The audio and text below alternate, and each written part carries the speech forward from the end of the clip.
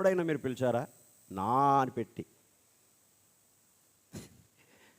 మీరు మీ కుమారుని ఎప్పుడైనా నా కుమారుడా అని ఎప్పుడైనా పిలిచారా? బాబో యేషు గారు ఏమని పిలుస్తావు పిల్లల్ని?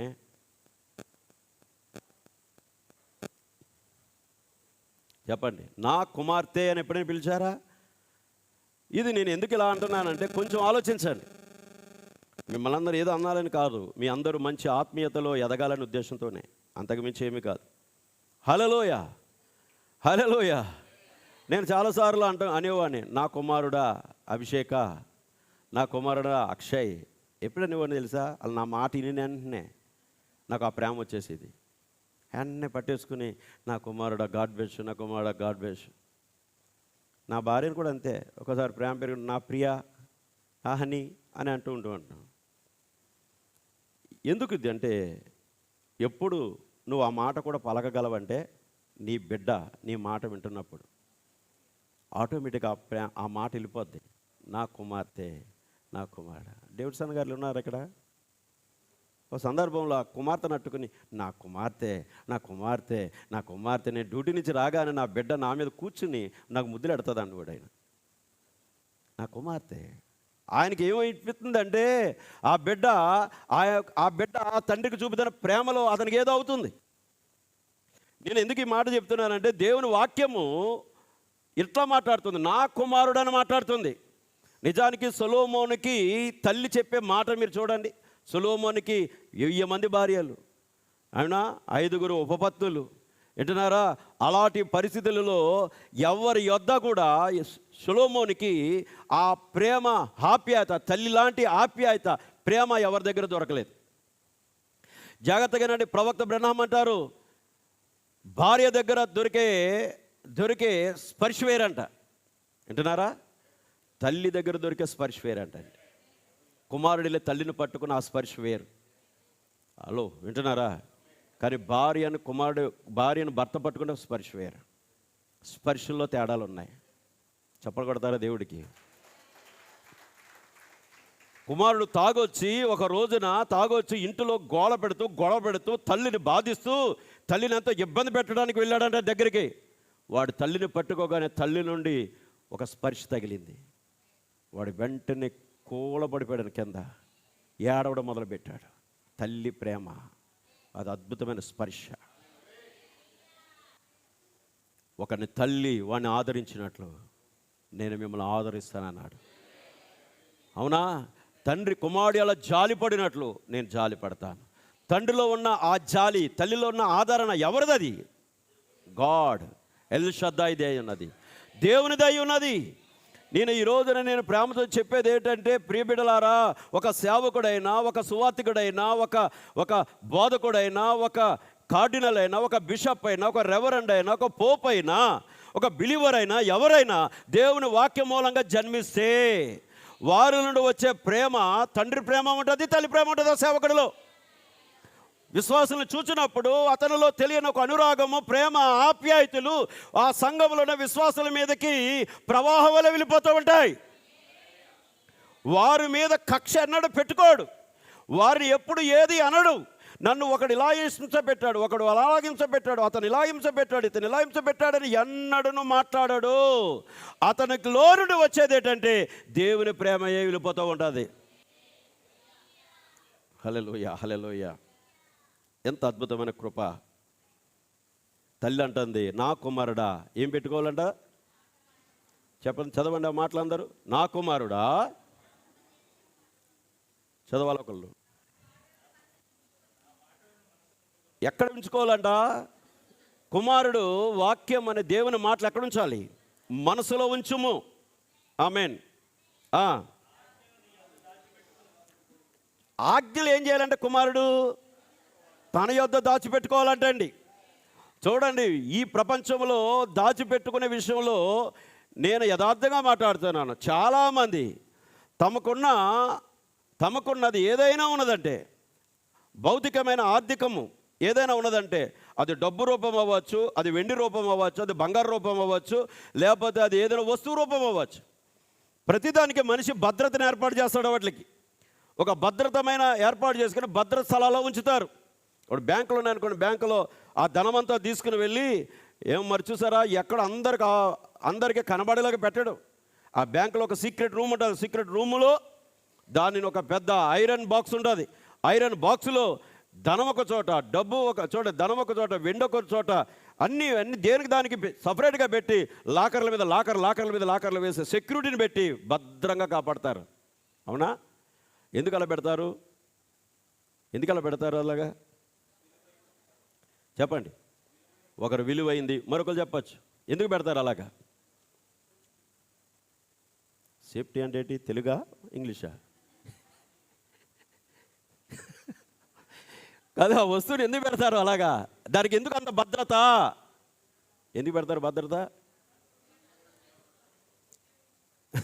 చాలా వస్తున్నాయి, చాలా మంచి మంచి ఆలోచనలు వస్తాయి మీ అందరికీ. సరే, ఎందుకు భద్రంగా ఉంచుతారంటే దొంగ వచ్చి దొంగలించకుండా పోకుండా నిమిత్తము అంత సెక్యూరిటీ దానికి ఉంటుంది. దాన్ని దాస్తారు. అవునా? అర్థం చేసుకోండి, దాస్తారు. అది ఎవరి సొమ్ము? బ్యాంకోడి సొమ్మా, బయటోడి సొమ్మా? చెప్పాలి మీరు. బయటోడి సొమ్మును ఆడిందుకు అంత జాగ్రత్త దాస్తున్నాడు. రేపనే రోజున అది పోతే ఖచ్చితంగా బ్యాంకు వాడు ఏం చేయాలి? ఇచ్చిన వస్తువుకి వాడికి ఏం చేయాలి? సమాధానం చెప్పాలి. ఇక్కడే ఆగండి. దేవుడు తన ఆజ్ఞ వాక్యాన్ని ఎందుకు ఇస్తున్నాడు? మీరు ఎందుకు దాచుకోవాలి తెలుసా? దొంగోడు దోచుకుపోతాడు కనుక.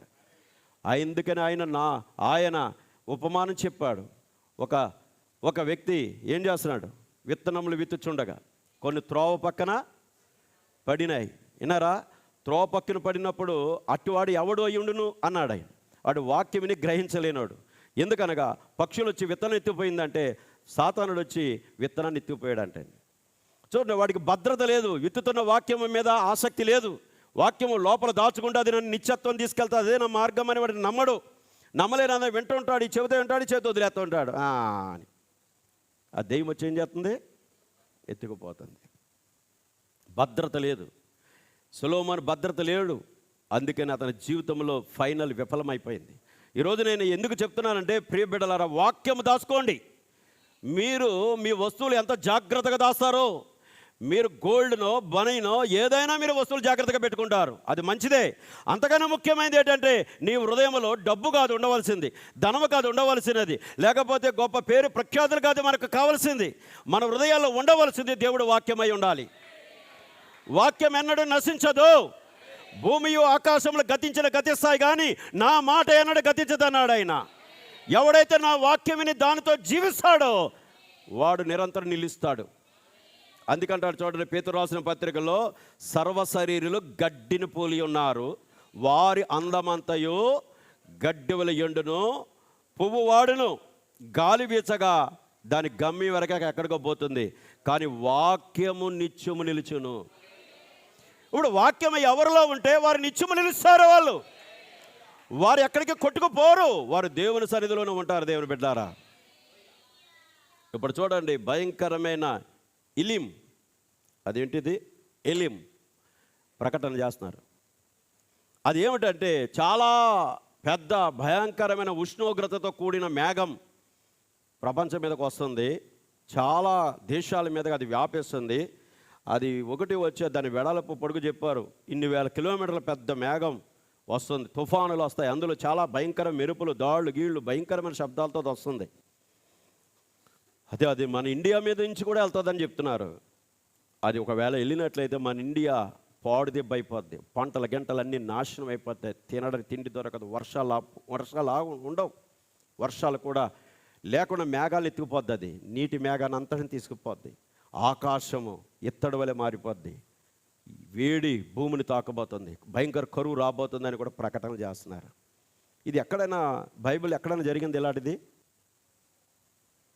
ఆకాశం ఇత్తడిగా మారిపోవడం, వర్షపు మేఘం లేకుండా 3.5 సంవత్సరాలు ఇజ్రాయిల్ మీద దేవుని కోపం రగులుకోవడం ఎక్కడ చూశారు మీరు? ఏలియా కాలంలో జరిగిందా? నేను అదే జ్ఞాపకం చేసుకున్నాను. నిజంగా ఏలియా కాలంలో ఏటాలది జరిగిందో, దేవుడు ఏలియా భూమి మీదకి రాకమునిపే తాత్కాలిక తీర్పులు భూమి మీద పంపిస్తున్నాడని నాకు అనిపిస్తుంది. ఇత్తడి వలె మారిపోయే పరిస్థితులు రాబోతున్నాయి. ఈ రాబోయే కాలంలో ఈ శోధనలో మనం కాపాడేది ఎవడు కాదు. రాబోయే శోధనలో నేను నిన్ను కాపాడుతానని మనకు వాగ్దానం చేశాడు ఆయన. చప్పట్లు కొట్టి దేవుని మహిమపరుచుకుందాం. వాక్యం దాచుకోండి. ఆ రోజు నీకు బంగారం నీ దగ్గర ఉన్న నీకు సాయం చేయలేదు, వెండి నీ దగ్గర సాయం చేయలేదు, డబ్బు ఉన్న సాయం చేయలేదు. నువ్వు ఎంత పలుకుబడి కలిగిన ఆ రోజు నీకు సహాయపడదు. నువ్వు ఎంత గొప్ప ఇళ్ళలో కూర్చున్నా, ఎంత ఏసీలో కూర్చున్నా పనికిరావు. ఆ రోజు నువ్వు వీధులు పడి కేకలు వేసే సమయంగా ఉండబోతుంది. కానీ నీకైతే ఒక సేఫ్టీ ప్లేస్ ఉంచాడు ఆయన. ఇలా పనిష్మెంట్ వస్తుందని ఏలియా చెప్పాడా ఇజ్రాయేలుకి? 3.5 సంవత్సరాలు భూమి మీద వర్షం పడదు, ఆకాశం ఇత్తడిగా మార్చేస్తున్నానన్నాడు ఆయన. వాళ్ళు ఎవరు లక్ష్య పెట్టలేదండి, ఏలియా మాటను తోసేశారు. ఇప్పుడు ఏలియా అంటున్నాడు, నేనేం చేయాలి ప్రభు అన్నాడు. నువ్వు వారి నుండి వేరవ్వు, బయటకు రా. వచ్చాడు. నేను నీకు చూపించే ప్లేస్లో పో. అక్కడ ఎక్కడికి వెళ్ళి కేరూతు వాగు దగ్గర ఉండు. నీకు రోజు ఈ వాగు నీరు తాగుతూ ఉండు. వీళ్ళకి నీరు దొరకదు. హల్లెలూయా. నీకు ఉదయ సాయంత్రాలు కాకోలము ద్వారా నీకేం పంపుతాను? నేను నీకు ఆహారం సిద్ధపరిచాను. రాబో శోధన కాలంలో నేను మిమ్మల్ని తప్పించదనని అన్నట్లయితే ఏలియాను తప్పించిన దేవుడే వధువును కూడా తప్పించే దేవుడై ఉన్నాడు. దేవునికి మహిమ కలుగును గాక బిడ్డలారా. అంతేకాదు, ఆయనతో పాటు ఆ వాక్యాన్ని ప్రేమించే ఒక స్త్రీ ఉన్నది. ఆమె సారేపతి గ్రామంలో ఉన్న ఒక పేద విధవరాలు. చూసారా, ఆ రోజు బిడ్డ ఆమె తిని చనిపోవాలనుకున్న రోజు ఆమెను బ్రతికించడానికి ఆయన మరొక ప్లేస్ని మార్చాడు ఆయన. నా దేవుడు ఎక్కడైనా నీ కొరకు ఏదైనా సృష్టించగలడు, నీ కొరకు ఏదైనా చేయగలడు మన దేవుడు. అందుకే అంటున్నాను, తల్లిని తండ్రిని పిల్లలైన మీరు గౌరవించండి, సన్మానించండి. మీరు కలిగిన దానిలో హల్లెలూయా మీ తల్లికి మీ తండ్రికి పెట్టండి, తృప్తిగా చూడండి. వారు తప్పుడు మార్గంలోకి వెళితే హెచ్చరిక చేయండి, ఇది వెళ్ళే మార్గం కాదు. తండ్రికి చెప్పండి, తల్లికి చెప్పండి, సమాధాన వాతావరణాన్ని ఇంట్లో తెచ్చుకోండి. హల్లెలూయా. దేవునికి మహిమ కలుగును గాక. దాచుకోవాలంట. ఏం చేయాలి? ఇంకో మాట ఉంది కింద చూడండి.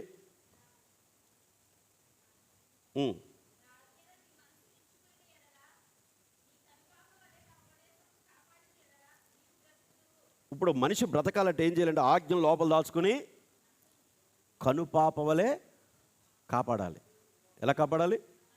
కనుపాప అంటే ఈ రెప్పల లోపల కనుగుడ్డు ఉంది, ఉందా? కనుగుడ్డు లోపల బ్లాక్ గుడ్డు ఉంది, అవునా? ఏదైనా దోమ బుయ్యని వస్తుందనుకో కన్ను మీదకే ఆటోమేటిక్గా ఇలా అంటుంది. కనురెప్ప ఏం చేస్తుంది? కంటి పాపను కాపాడుతుంది. దానికి ఎవరు చెప్పారు? నువ్వేం చెప్తావా? నీ ఏళ్ళు నిలబెట్టుకున్నప్పుడే నీకే తెలుస్తూ ఉంటుంది. ఆటోమేటిక్గా అది తన కంటి పాపనే ఎవరు పెట్టారు అలాగా దాన్ని అలా ఉండమని? దేవుడు ఏర్పాటు చేయడు కనుక. ఇప్పుడు నువ్వు ఆజ్ఞలు కూడా ఎలా కాపాడుకోవాలంటే నీ లోపల ఉన్న దేవుడు ఆ వాక్యాన్ని కనుపాప వలె నువ్వు కాపాడుకోవాలి. కాపాడుకుంటే నువ్వు బ్రతుకుతావు. అది చెప్పాడు ఆయన. అది నిన్ను కాపాడుకుంటే అది నిన్ను బ్రతికిస్తుంది. దేవుడికి మహిమ కలుగునుగాక. అందుకని ఆజ్ఞలన్నింటిలో మరి ఇదొక 5వ ఆజ్ఞ ఏమై ఉన్నది? ఈ ఆజ్ఞను కూడా నువ్వు మనసులో పెట్టుకోలేదా? అందుకని తల్లిని తండ్రిని ఏం చేయాలి? పిల్లలు సన్మానించాలి, ఆజ్ఞల లోపల దాచుకోవాలి. అప్పుడు వాళ్ళు బ్రతికింపబడతారు, చనిపోరని చెప్తున్నాడు ఆయన. హల్లెలూయా. చూడండి, అమ్మ నాన్నలకు దేవుడిచ్చిన అధికారాన్ని గుర్తించడం ద్వారా పిల్లలు వాళ్ళను సన్మానించవచ్చు. అది ఎఫెసీ కొలసీలు రాసిన పత్రిక 3:20లో ఉంది. పిల్లలకు ఇలా చెప్తుంది వాక్యం. ఏమని తెలుసా? మీరు ప్రతి విషయంలోని పిల్లలారా మీ అమ్మ నాన్నల మాట వినండి, ఇది ప్రభుకు ఇష్టం. హల్లెలూయా. చిన్నప్పుడు యేసు కూడా అమ్మా నాన్నలకు సంతోషంగా లోబడ్డాడు కదా. లూకాసు వార్త 2:5-51 మీరు చూస్తారు. దేవుడికి మహిమ కలుగునుగాక. నేను ముగిస్తున్న సమయము. ఎందుకంటే దేవుని బిడ్డారా, పిల్లలైన మీరు తల్లిదండ్రులు ఏం చేయాలి? సన్మానించాలి. సన్మానించడం అంటే ప్రాముఖ్యమైన మాట ఏంటంటే, వారు చెప్పిన వాక్య ప్రకారముగా పిల్లలు నడిస్తే వారు భూమి మీద వారికి దీర్ఘాయుష్ ఉన్నది, వారి ఆయుష్ దేవుడు దీవిస్తాడండి.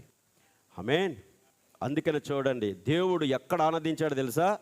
ఇశ్రాయేలు పిల్లలతో మాట్లాడుతూ వచ్చి ఆఖరికి యెషయా గ్రంథంలో అన్నాడు, ఆకాశమా ఆలకించు, భూమి చెవియొగ్గి నా మాట వినుము. నేను పిల్లల కన్నాను, వాళ్ళని పెద్దవాళ్ళు చేశాను, అయితే వారు నా మాటకు లోబడరు. అయ్యో, ఇశ్రాయేలుకి తెలివి లేదు. హల్లెలూయా. ఇశ్రాయేలుకి ఏమి లేదు? తెలివి లేదు. వారు నడినెత్తి మొదలుగా అధికారుల వరకు వ్యాధిగ్రస్తులు అయిపోయారు. ప్రతి వాని గుండె బలహీనమైపోయింది. అయ్యో, ఎద్దు తన కామాంది నెరుగును, గాడిద తన సొంత వాని దొడ్డు ఎరుగును, అయితే ఇశ్రాయేలుకి తెలివి లేదు అని ఏడుస్తున్నాడు ఆయన. అయితే ఆయన ఎవరిలో ఆనందించగలడు? ఎవరిలో సంతోషించగలడు? వారు మంటి వారని దేవుడు వారిని జ్ఞాపకం చేసుకున్నాడు. దేవుడే మానవుడయ్యాడు. దేవుడే ఒక కుమారుడుగా భూమి మీదకి వచ్చాడు. ఆయన భూమి మీదకి వచ్చి 30వ సంవత్సరంలో బాప్తిసించి యోహాను దగ్గర బాప్తిసం పొందాడు. ఆయన పైకి ఆయన ఒడ్డుకి వచ్చినప్పుడు దేవుడు ఆనందిస్తున్నాడు. ఆయన మాట్లాడుతున్న పరిశుద్ధాత్మ పావుర రూపంలో యేసు మీదకి దిగి వచ్చినప్పుడు ఆయన ఆనందము ఇశ్రాయేలు లేదు బిడ్డలారా. ఆయన సంతోషం ఎవరి దగ్గర లేదు. ఆయన ఆనందం సంతోషం ఎవరంటే ఆయన సృజించుకున్న కుమారుల్లోనే ఉన్నది. అతని కడపటి ఆదామైన యేసుక్రీస్తు అయి ఉన్నాడు ఆయన. అందుగురించి ఆయన అంటాడు, ఇదిగో ఈయన నా ప్రియ కుమారుడు, ఈయన యందు నేను ఆనందించుచున్నాను అన్నాడు. ఆయన ఎందుకు ఆనందిస్తున్నాడంటే ఆయన రక్తము దేవుని రక్తం ఒకటే. చూసారా, గొర్రెపిల్ల స్వభావం పావురం స్వభావం ఒక్కటే. ఆకాశ పక్షులలో పావురము ఎంత పవిత్రమైన జీవో, భూజంతువులలో గొర్రెపిల్ల ఎంత సాధువైనదో, ఈ రెండిటికి ఏకత్వం ఉన్నది. అందుకనే గొర్రెపిల్లను నడిపించేది పావురమై ఉన్నది. అలాగే యేసుక్రీస్తు గొర్రెపిల్ల అయి ఉన్నాడు. లోక పాపములను మోసుకొని పోయే గొర్రెపిల్లగా దేవుని కుమారుడిగా ఆయన జన్మించాడైన రక్తము ద్వారా. అయితే అందుకనే ఆయన మీదకి ఆయన ఆత్మ దిగువచ్చి నిలిచింది. అనకు ఇంకో మాటలో చెప్పనా, కుమారులలో తండ్రి నిలిచి ఉన్నాడు. తండ్రి ఏది చూపితే కుమారుడు అదే చేశాడు. అందుకని అబ్రహాము మొరియా పర్వతం మీదకి ఇస్సాకుని తీసుకుని వెళుతున్నప్పుడు తండ్రి ఏది చెబితే కుమారుడైన ఇస్సాకు అది చేశాడు. ఓ కుమారుడా, పొలం మోపు దగ్గర ఈ కట్టెలను నీ భుజం మీద పెట్టుకున్నప్పుడు భుజం మీద పెట్టుకున్నాడు. అగ్ని చేత పట్టుకున్నాడు అబ్రహాం. కిందన వాళ్ళతో మాట్లాడుతున్నారు, నేను నా కుమారుడు వెళ్ళి యెహోవాకు బలి అర్పించి తిరిగి వస్తాము, మీరు ఇక్కడే ఉండండి. హల్లెలూయా. వాళ్ళు ఎందుకు కూడా తీసుకెళ్ళట్లేదంటే వారు కూడా వచ్చినట్లయితే ఎక్కడో ఒక చోట అవిశ్వాసాన్ని తీసుకొస్తారు వాళ్ళు. అందుకని దేవుడు రూపాంతర కొండ మీదకి వెళ్ళినప్పుడు శిష్యులందరూ వెంట పెట్టుకుని వెళ్ళలేదు. ఆయన ముగ్గురు వెంట పెట్టుకుని వెళ్ళాడు. పేతురు, యోహాను, యాకోబు. వారికి ఆయన ఎవరో చూపించుకున్నాడు ఆయన. ఇక్కడ గమనించండి బిడ్డలారా, దేవుడు ఒక కార్యం చేసేటప్పుడు అందరికీ చెప్పాలని ఉండదు. తనకి ఎవరు ఇష్టలుగా ఉంటారో వారికి బయలుపరుచుకుంటాడు ఆయన. అందుకని ఇక్కడ విషయం ఏమిటంటే అబ్రహాం కుమారుని తీసుకుని వెళ్తున్నప్పుడు మొరియా పర్వతం ఎక్కుతున్నారంటే ఇద్దరుని. హల్లెలూయా. తండ్రి వెళుతుంటే కుమారుడు వెనక నడిచి వెళుతున్నాడు. దేవుడికి స్తుతి కలుగును గాక. ఆయన పట్టుకుని వెళుతున్నప్పుడు, అగ్ని పట్టుకుని వెళుతున్నప్పుడు ఈయన కట్టెల మోపు ఇస్సాకైన భుజముల మీద మోపుకుని వెళుతున్నప్పుడు కుమారుడు అడిగాడంట, తండ్రి కట్టెలు ఉన్నాయి, అగ్గి ఉన్నది, బలిపశువు ఏది? హలో, బలిపశువు ఏదని కుమారుడు తండ్రిని అడిగినప్పుడు మరి ఈయనేమనాలి? నువ్వే కదా బలిపశువు అనాలా? అనలేదు. దేవుడు ఎరుగును గనక దేవుడు చివరి వరకు నన్ను పరీక్షిస్తున్నాడు. చివరిలో నాకు దేవుడు ఎప్పుడు మేలుదేనిదే చేస్తాడు. నా దేవుడు కీడు అన్నాడు నాకు చేయడు. ఎందుకనగా అబ్రహాము విశ్వాసము ఎలా ఉందంటే అంతకంతకు లోతుకు వెళ్ళిపోతున్నాడు.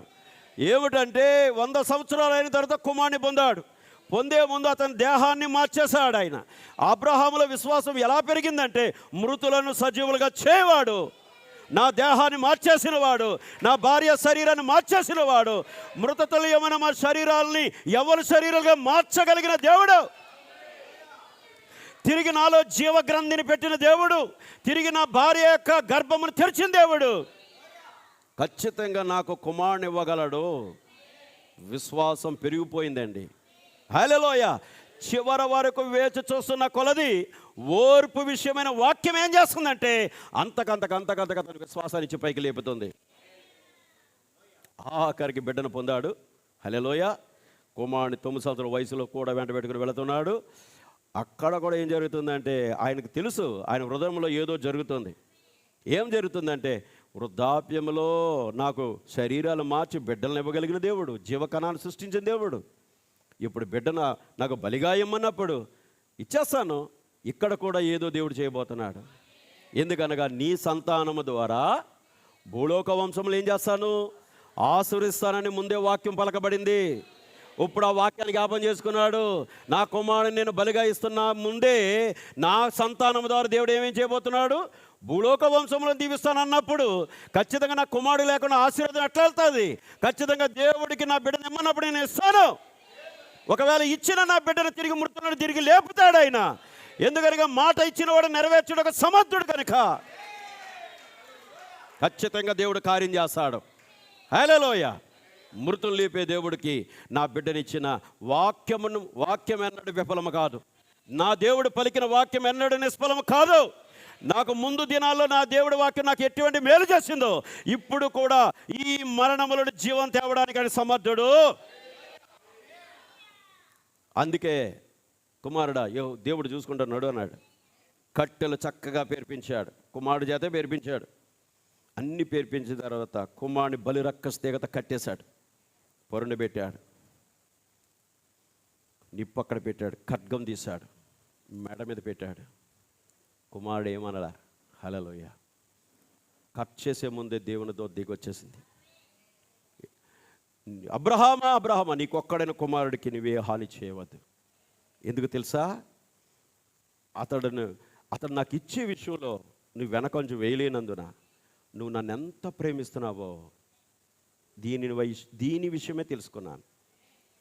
ప్రేమ కుమారుడి మీద లేదు, ప్రేమ దేవుని మీద ఉన్నది. నేను ఇక్కడ మీకు ఒక చక్కని దైవికమైన ఆలోచన మీకు ఇస్తున్నాను. మీ కుమారులు మీ చేతుల్లో లేనట్లయితే, మీ పిల్లలు మీ చేతుల్లో లేనట్లయితే, మీరు చెప్పిన అడుగుజాల్లో నడవనట్లయితే మీరు దేవుని ప్రేమించండి, దేవునిని దేవునిగానే ప్రేమించండి. దేవుడు ఏమి చెప్పాడో ఆజ్ఞ ప్రకారం మీరు చేయండి. మీ కుమారుడు తప్పిపోయినప్పటికీ, మరణం వాడిని వెంటాడుతున్నప్పటికీ, వాడిని ఎక్కడికైనా తీసుకెళ్ళినప్పటికీ దేవుడు పట్టుకుని తీసుకుని వచ్చి మీ చేతిలో పెట్టడానికి సమర్థుడు ఆయన. అందుకన్నాను, అక్కడ ఇస్సాకుని ప్రేమించట్లా, అక్కడ యెహోవాని ప్రేమిస్తున్నాడు, ఆజ్ఞను నెరవేరుస్తున్నాడు. అందుకని తల్లిదండ్రులను వృద్ధాప్యమందును వారు విడవవద్దు. తల్లిదండ్రులను సన్మానించుము. వారు సన్మానించడం అంటే వారు చెప్పిన వాక్యంతో నువ్వు నడువము. హల్లెలూయా, హల్లెలూయా, హల్లెలూయా. చూసారా, తల్లిదండ్రులు చెప్పిన మాట ఇస్సాకు విన్నాడా? ఏమన్నాడు? తల్లిదండ్రుల మాట విన్న వాడికి ఏముంది? భూమి మీద దీర్ఘాయుష్ ఉన్నది. ఏమన్నది? దీర్ఘాయుష్ ఉన్నది. అందుకని మీరు గమనించండి, దీర్ఘాయుష్ ఏంటంటే ఒకటి భౌతిక పరంగా అతను ఆయుష్ను పూర్తి చేసుకుంటాడు. ఆమేన్.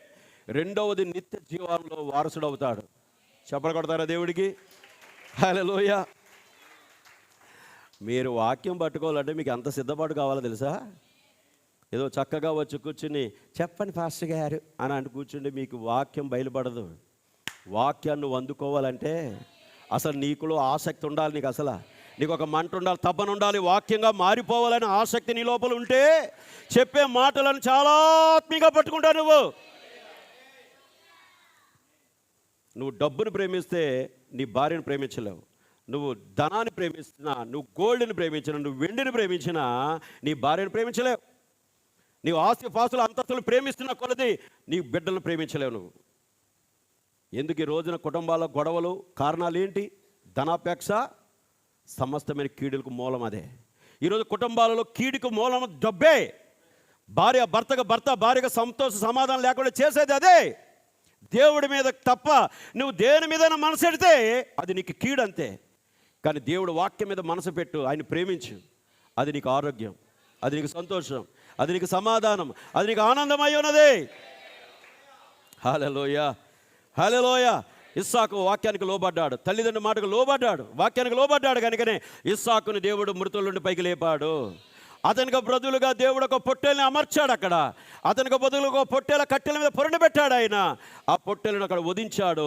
ఆ పొట్టేలు మన ప్రభువైన క్రీస్తు అయి ఉన్నాడు. ఈరోజు మనందరి వెనక నిలబడింది ఆ నిజమైన కుమారుడే. ఆ కుమారుడే క్రీస్తే. తల్లిని తండ్రిని గౌరవించిన వాడు. అంటే దాని అర్థం ఏంటి తెలుసా? దేవుడిచ్చిన ప్రతి మాట భూమి మీద నెరవేర్చాడు ఆయన. అదే తల్లి తండ్రి మాట. అందుకని పిల్లలైన మనము తల్లిదండ్రుల నుండి వచ్చిన వాక్యాన్ని మనం గౌరవించాలి, వాక్యానికి లోబడాలి. హల్లెలూయ. అప్పుడు మనకి దీర్ఘాయుషు భూమి మీద ఉంటుంది. తండ్రి ఏదైనా చెప్తే తండ్రి మాటనే లక్ష్య పెట్టకుండా నాకు అది తెలుసులే, నాకు ఇది తెలుసులే, నువ్వు అలా మాట్లాడుకు, నాకు అన్నీ తెలుసు అని అన్నావంటే నీవు నీ తండ్రి ఆత్మకు విరోధైపోతున్నావు, తండ్రి జీవము నుండి నువ్వు వేరైపోతున్నావు, దేవుని నుండి కూడా వేరవుతున్నావు అని దాన్ని చూపిస్తుంది. కనుక నా ప్రియ బిడ్డలారా, కన్న తల్లిదండ్రుల విషయంలో ఆజ్ఞ ఎంత గట్టిగా ఉంటే, మరొక విషయం మీకు చెప్తున్నా, ఆత్మ సంబంధమైన పాస్టర్ విషయంలో మీకు ఎంత ఉండాలి. నువ్వు ఏమో మాట చెప్తాను, నువ్వు చనిపోయినా నీ తల్లి నీ తండ్రి నీ ఆత్మను గురించి లెక్క అప్పచెప్పరు దేవుడికి, కానీ నీ ఆత్మను గురించి లెక్క అప్పగించేది ఎవరు చెప్పాలి? ఎవరు? అయితే మీ తల్లిదండ్రుల కంటే మీ కాపరను ఎన్ని రెట్లు ఇచ్చించి చూడాలి మీరు. మీ కాపర ద్వారా నోట వచ్చే మాటను మీరు ఎంత గౌరవించాలి, మీరు ఎంత భయభక్తులతో వాక్యాన్ని ప్రేమించాలి మీరు. లేదండి మాకు అన్ని పాస్టర్ గారి ద్వారా అన్ని పనులు అయిపోవాలండి, ఆ తర్వాత మేము ఎక్కడ ఉంటాం అక్కడ సౌఖ్యంగా ఉంటామండి అనుకుంటే, నా ప్రియ సహోదరి సహోదరుడని నేను చెప్తున్నా. నేను ఒక మాట చెప్తున్నానండి, ఈ మధ్య నేను పెళ్ళిళ్ళు బాగా చేస్తున్నాను. పెళ్ళిళ్ళు చేసిన తర్వాత సంఘంలో ఆడబిడ్డలని బయట ఇస్తున్నాను అంతే.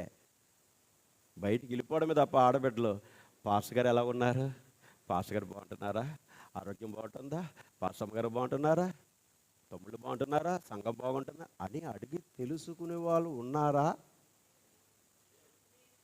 పోనీ డైరెక్ట్ మా పాస్టర్ గారు నన్ను ఎంతో ప్రేమించి వాక్యలో పెంచి మాకు చక్కని వివాహం చేశారు, మా అమ్మ నాన్నను ఒప్పింపజేసి ఒక మంచి భర్తనిచ్చారు, మా పాస్టర్ గారికి ముందు ఫోన్ చేయాలి, మా పాస్టర్ గారితో మాట్లాడాలి, ఆ తర్వాత మా తల్లిదండ్రులు అనే కృతజ్ఞత కలిగిన వాళ్ళు ఉన్నారా? బాబాయ్ పాస్టర్ గారు ఇలా అంటున్నారని మీరు అనొచ్చు, నేను అంటాను సత్యం, అది సత్యం కనుక అంటాను.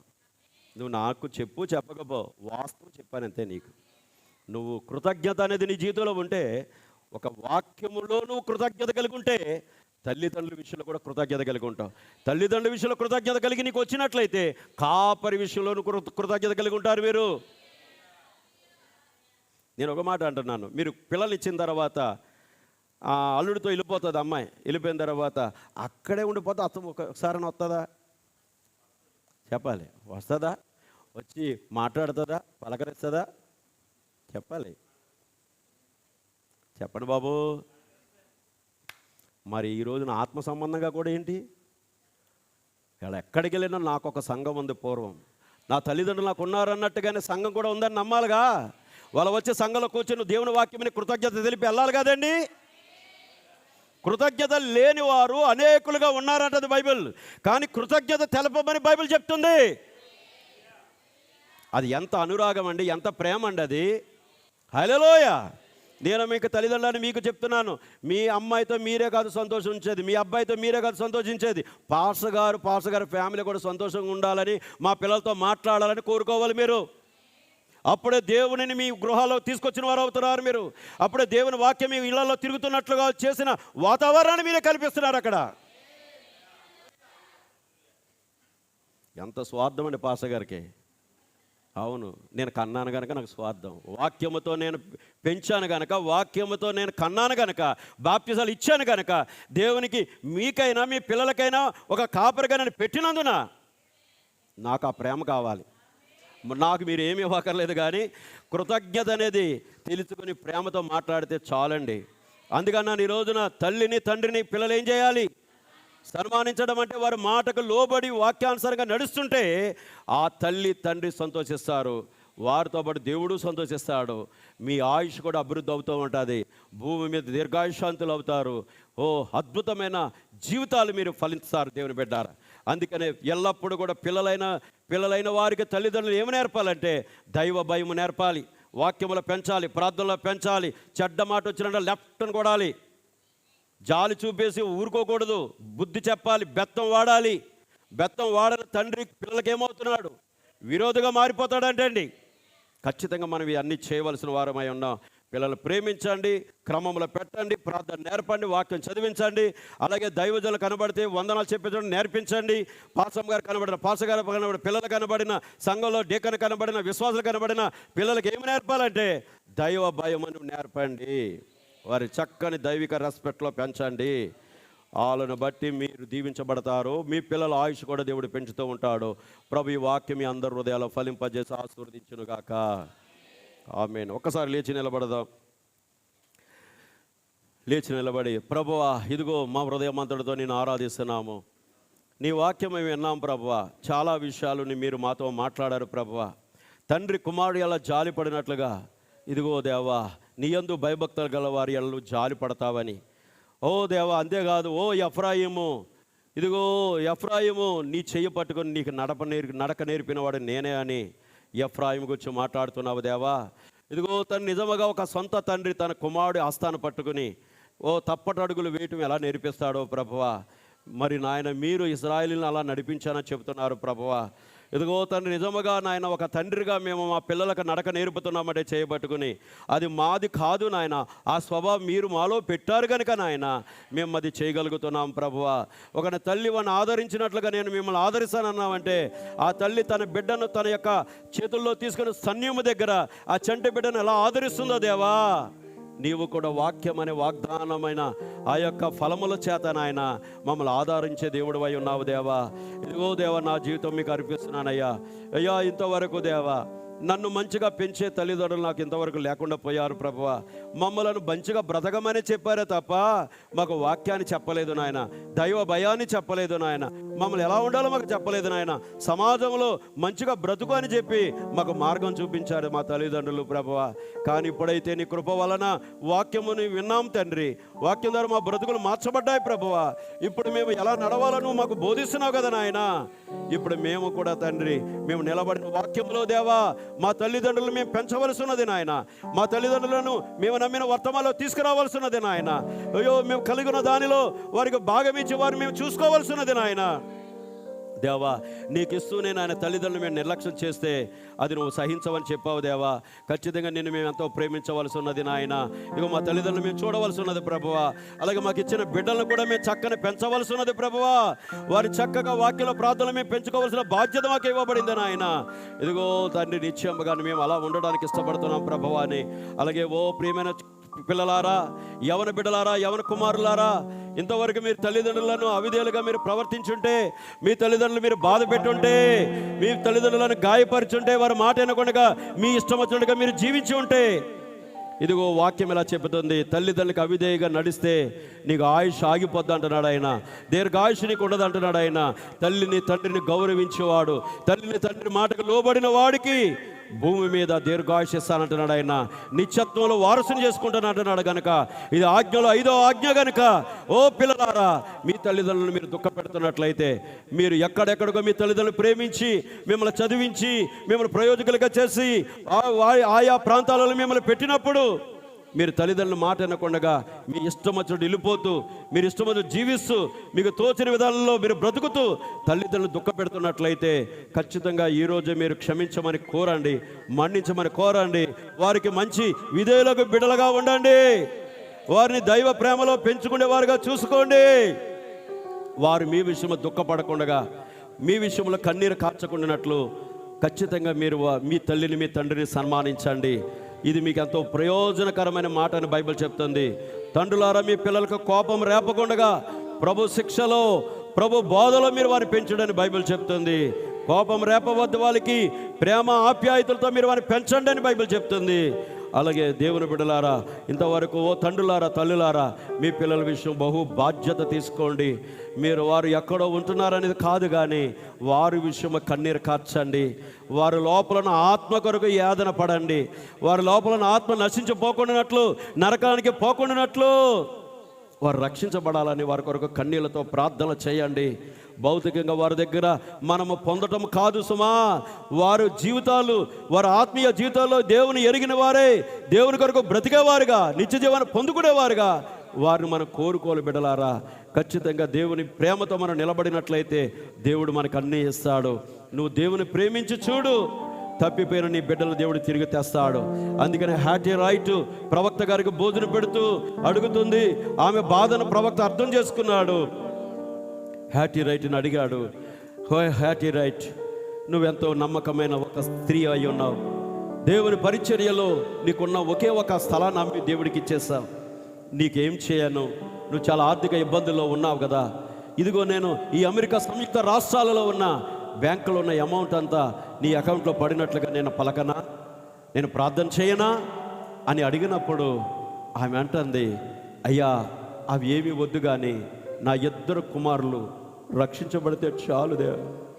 నా 2 కుమారులు మారు మనసు పొంది రక్షించబడాలని కోరుకుంటున్నాను ప్రవక్తను కోరుకున్నప్పుడు ప్రవక్త ప్రార్థన చేయగా దేవుని ఆత్మ తక్షణమే వెళ్ళి వాళ్ళు పట్టుకుని ఆ పాప జీవితంలోని వారు బయటకు లాక్కొచ్చి తల్లికి అప్పచెప్పాడు దేవుడు. ఓ నా ప్రియమైన తల్లి, నా ప్రియమైన సహోదరుడా, దేవుని దగ్గర నువ్వేం అడుగుతున్నావు? నువ్వు మంచి ఉద్యోగం అడుగుట కంటే, నువ్వు మంచి లోక సంబంధమైన వాటిని అడుగుట కంటే అసలు ముందుగా నీ జీవితాన్ని ఆయన దగ్గర పెట్టు. నాకు మంచి జీవితం ఈ ప్రభువా, నాకు ఒక మంచి బ్రతుకు నీ దేవా, నాకు ఒక మంచి లైఫ్ నీ దేవా, దేవా నా జీవితాన్ని నా భవిష్యత్తును పట్టుకో దేవా, నన్ను పైకి లేపి ఆశీర్వదించు దేవా, నేను మారాలి, అనేక మంది జీవితాలను మార్చాలి దేవా, ముందు నా జీవితం నీ చేతిలో పెట్టుకుంటున్నాను దేవా, నా బ్రతుకు నీ చేతిలో పెడుతున్నాను ప్రభువా, నీ చేతిలో తీసుకున్న రొట్టెని విరిచినట్టుగా విరువు దేవా, నన్ను ఆశీర్వదించు దేవా అని ఓ యవనస్తుడా, యవనరాండ్రులారా, తల్లిదండ్రులారా, మీ జీవితాలు దేవుడికి యథార్థంగా మీరు ఇవ్వగలిగితే దేవుడు మిమ్మల్ని ఆశీర్వదిస్తాడు, మిమ్మల్ని దీవిస్తాడు. అంతేకాదు, ఈ యొక్క ఇండియా దేశంలో ఎక్కడికి వెళ్ళినా ఉద్యోగాలు దొరకకపోయినా ఉద్యోగం నీకు ఇస్తాడైనా, నిన్ను పోషించుటకు సమర్థుడైనా, నిన్ను భయంకర ఊబిల్ నుండి విడిపించుటకు సమర్థుడైనా. అందుకనే ఈ యొక్క మధ్యాహ్నం నేను ప్రేమతో చెబుతున్నాను, ఈ ఫాదర్స్ డే సందర్భముగా మీరు లోపల కంటే ఆలోచన చేయండి. మీరు దేని మీద ఫోకస్ పెడుతున్నారు? అసలు సంపాదనయే మీ భక్తి అయిపోతుందేమో, సంపాదించడమే మీ లక్ష్యంగా పెట్టుకుంటున్నారేమో. అసలు మీ ఆత్మలో మీరు దేవుడికి ఎంత దూరంలో ఉన్నారో, ఎంత దూరం అయిపోయారో, దేవుని పరిశుద్ధాత్మకు ఎంత దూరంలో జీవిస్తున్నారో మీ లోపల కంటే తేరు చూస్తే దేవుని ఆత్మ మీకు సహాయపడడానికి ఇష్టంగా ఉన్నాడు. దేవా, ఇదిగో నేను నీ కార్యములన్నింటిలో నేను పాల్గొన్నా వాళ్ళ ప్రభువా, నువ్వు ఎలా కోరుకుంటే అలా ఉండడానికి ఇష్టపడుతున్నాను దేవా. ఇప్పుడు నాకు తండ్రి నువ్వు నాయన, నేను నా బిడ్డలకు తండ్రి నవ్వచ్చు కానీ, తల్లి నవ్వచ్చు కానీ, నాకు తల్లి తండ్రి నువ్వే యేసయ్యా అని నువ్వు దేవునికి సమర్పించుకోగలిగితే పరిశుద్ధాత్మ నీకు సహాయం చేయడానికి రెడీగా ఉన్నాడు ఆయన. హల్లెలూయా, హల్లెలూయా, హల్లెలూయా, హల్లెలూయా. నా తల్లియు నీవే, నా తండ్రియు నీవే, నా తల్లి తండ్రి నీవే యేసయ్యా, నా తల్లియు నీవే, నా తండ్రియు నీవే, నా తల్లి తండ్రి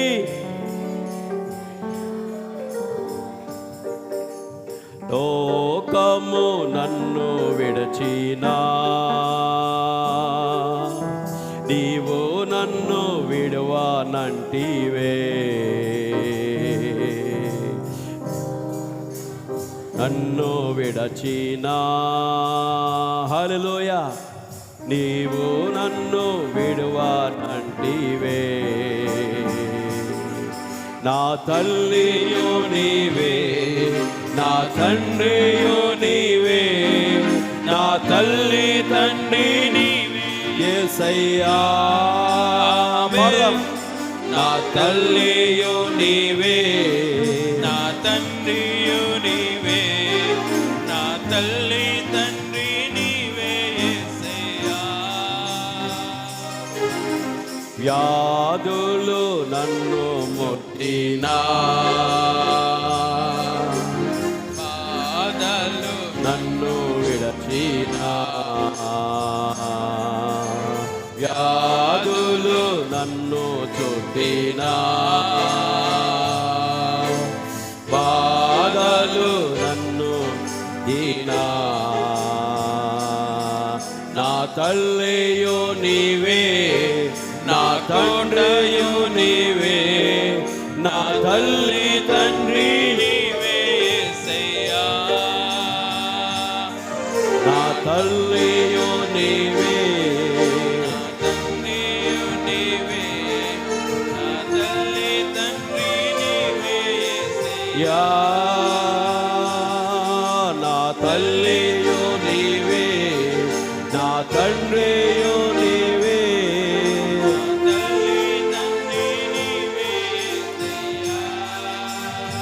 హల్లెలూయా, హల్లెలూయా, హల్లెలూయా. ప్రియ బిడ్డలారా, ఈ రోజు నుంచి ఎంతమంది మీ పిల్లలను ప్రేమించి దేవుని వాక్యములను బోధలో పెంచడానికి మీరు సిద్ధపరచబడుతున్నారో మిమ్మల్ని మీరు ఒక్కసారి పరిశుద్ధాత్మకు అప్పగించుకుని, ఇదిగో నాకు ఇచ్చిన బహుమానాలు నీ కొరకే పెంచుతానయ్యా అని మంచి సమర్పణ చేసుకోండి. పిల్లలారా, ఇంతవరకు మీ తల్లిదండ్రులకు లోబడినట్లయితే ఈ రోజు నుంచి తల్లిదండ్రుల మాటను మేము కొట్టువేయము. వారి మాటకు లోబడటం వలన మాకు భూమి మీద దీర్ఘాయుష్యం ఉన్నదని, నిత్య జీవం మాకు ఉన్నదని మీరు నమ్మినట్లయితే ఖచ్చితంగా మీ తల్లిదండ్రులతో మీరు సమాధానపడి ఒప్పుకోండి ప్రభు దగ్గర. పరిశుద్ధాత్మ ఎప్పుడు మీరు సమాధాన పడతారో అప్పుడే పరిశుద్ధాత్మ మన గృహాల్లోకి వస్తాడు, మన హృదయాల్లోకి వస్తాడు, మనల్ని ఏలుతాడు, పరిపాలిస్తాడు, మనకు మనశ్శాంతి కలుగుతుంది. చేతులెత్తి ప్రభుకు సమర్పించుకుందాం. God bless you brother, God bless you sister. పరిశుద్ధాత్మ మీకు అన్ని వేళలా సహాయం చేయనుగాక. ఆమేన్. ప్రార్థించుకుందాం. పరిశుద్ధుడైన మా తండ్రి, విత్తబడిన వాక్యం అందులో ఫలింపచేదేవా, ఈనాడు తల్లి తండ్రి ప్రేమ పిల్లలకు కుదువైపోతున్న కాలం. పిల్లలు నాయన తల్లిదండ్రుల ప్రేమను పొందడానికి బదులు లోకపు ప్రేమను పొందుకుంటూ దూరం అయిపోతున్న కాలం. పరస్పరంగా మనిషి ఎదురవుతున్నారు తప్ప, తండ్రి కుమారుని చూస్తున్నాడు, కుమారుడు తండ్రిని చూస్తున్నారు తప్ప, కానీ వారి హృదయాలలో ఎంతో అగాధం ఉన్నది నాయన. ఎంతో దూరమైన అగాధం ఏలుబడి చేస్తుంది ప్రభువా. దాన్ని తొలగించాలంటే యేసుక్రీస్తు రక్తము తప్ప వారికి సమాధానపరచగలిగింది ఏదీ లేదు నాయన. అందుకని తల్లిదండ్రులకు పిల్లలకు మధ్యలో నీ రక్తం నిత్యముండును గాక నాయన. భార్యాభర్తల మధ్యలో నీ రక్తం నిత్యముండును గాక నాయన. సంఘం మధ్యలో నీ రక్తం నిత్యముండును గాక నాయన. నీ పరిశుద్ధాత్మని రక్తము వాక్యముతో కలపబడుతూ నాయన ప్రతి కుటుంబము వర్ధిల్లుతూ సంతోషంగా ఉండినట్లుగా ఈ ఫాదర్స్ డే సందర్భముగా అందరినీ ఆశీర్వదించు దేవా. తండ్రిని ఆశీర్వదించు, తల్లిని ఆశీర్వదించు, బిడ్డలను ఆశీర్వదించు, సంఘ బిడ్డలందరినీ ఆశీర్వదించు. నీ ప్రేమతో నీ ఆప్యాయతో వారిని కప్పి నీ పరిశుద్ధాత్మత అందరినీ పరిపాలించమని నీకే సమర్పిస్తూ దేవా యేసుక్రీస్తు దివ్యనామములో స్తుతించి ప్రార్థిస్తున్నాము తండ్రి. ఆమేన్, ఆమేన్. ప్రభు అయిన యేసుక్రీస్తు కృప, ప్రేమ, పరిశుద్ధాత్మ నడిపింపు నిత్యము కూడి వచ్చిన ప్రతి ఒక్కరికి తోడుండి ఆయన మహిమ కొరకు నిలబెట్టునుగాక. ఆమేన్. అందరికీ వందనములు. మరి దాంతో క్షమించగలరు.